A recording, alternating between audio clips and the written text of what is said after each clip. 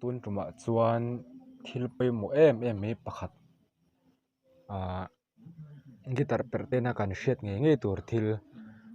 guitar hrui herh mil dan a herh mil kan tia guitar hrui helaiah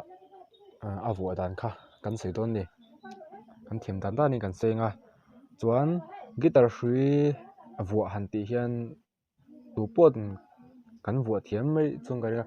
mahse vuah dan dik lo deuh te hi awm ve ni vuah dan dik bik tak hi a awm kher chuang lo a mahse vuah lo dan dik lo lutuk fang khan a hrui khan a tuar thei em a chu kan soifianga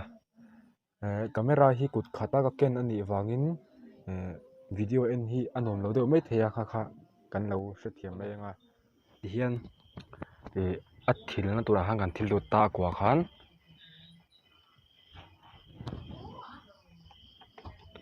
kan thil lut ta chuan heti hian kan vid lut ta a winter này kha chuan a hmawr te tanga tih kha du thu sam ani a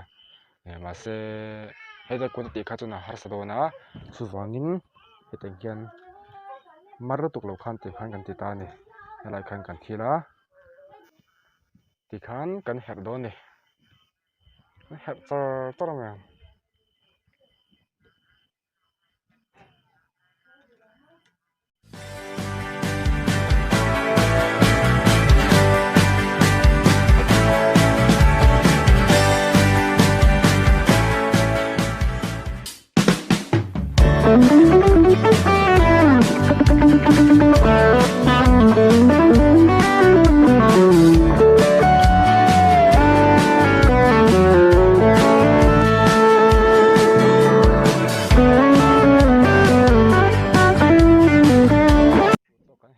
chuan helaiah kha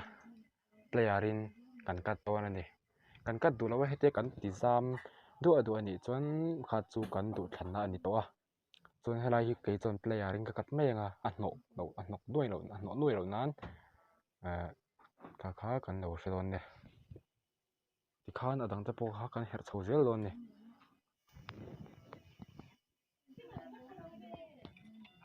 kan thil le anga ti khan angai ang te khan ti khan kan ti chho char dawn ni kan hre thiam emaw hre thiam lo tur awm lo a video hi a sei lutuk lo nan ti khan kan duh tawk mai anga kan ti chho zel dawn ni video te mi lo thlir sak wangin ka hlawm e